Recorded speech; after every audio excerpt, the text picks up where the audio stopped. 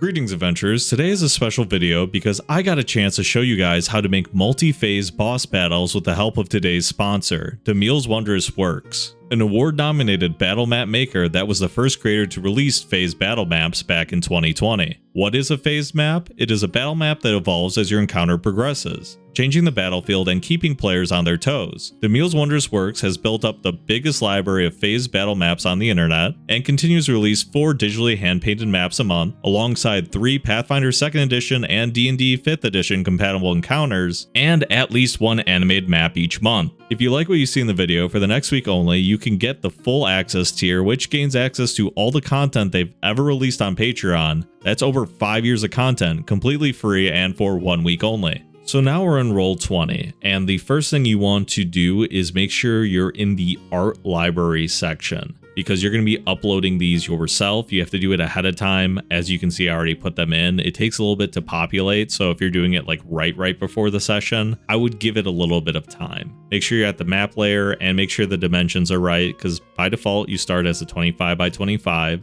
In the naming convention, this map tells you very clearly it's a 30 by 65. I shortened the names a little bit, but it's in the description, so make sure to read that. So as you can see, you drag the phase on here. I'm using phase 1 as an example, but I'll show you the method after. You drag it out. It can be a little bit tricky because it is a bigger map, so you drag it out one way. If you're zooming in and out, you can't quite grab it, and you're accidentally moving it around like I am in this example. Just, zoom in a little bit. You can always adjust it after the fact. The party's going to adjust it based on their preference, so it doesn't really matter. So drag it out, scroll down a little bit, and you can see it's starting to fit its normal dimensions. It needs one little last drag here, but overall, it's looking very good. And as you can see from the top here, obviously there's a summoning portal is the first thing that catches your eye. You can zoom in to see some better details. I'm going to over zoom in here just to show off stuff that I might not when I'm DMing. So up top here, we have that portal.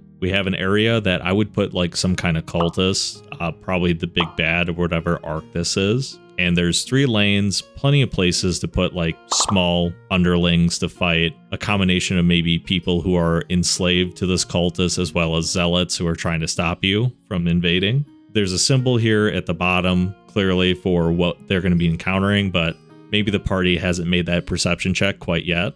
It's a cool little detail that if someone doesn't notice, as it unfolds, it'll be really cool. And here we have phase 1 as the example, but when it comes to setting it up the easy way, you kind of do in reverse order. So you start with phase 6, and as you can see, I've already dragged this stuff out ahead of time, and you just hit send to back. So when you send back phase 1, it's going to become phase 2. And in phase 2, there's a slight difference. The portal has turned on. Now the cultist has started his ritual. You want the party to have plenty of time to stop them, and it's up to you to decide how the phases change. Is it 1 per turn? Because 6 turns would be really quick. Or is it based on if they take out packs? Like for example, if you have cultists down here, if you have them all along the 3 lanes, and then you have him up top, maybe you make it so that phase 3 doesn't happen until they comfortably are advancing. And then as you can see, the tentacles start coming through. They've taken out some of the underlings.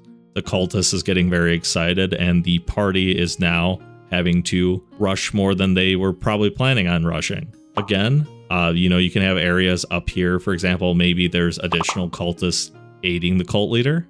And as this phase happens, phase 4, it gets very serious. These lanes, if the party is trying to sneak around, are now cut off. Even have dexterity checks, possibly.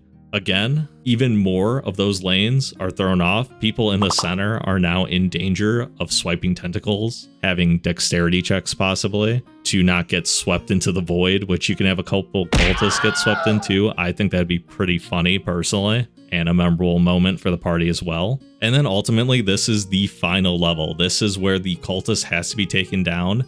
Maybe have those assisting cultists already be wiped out, so it's just them and the big bad that's remaining.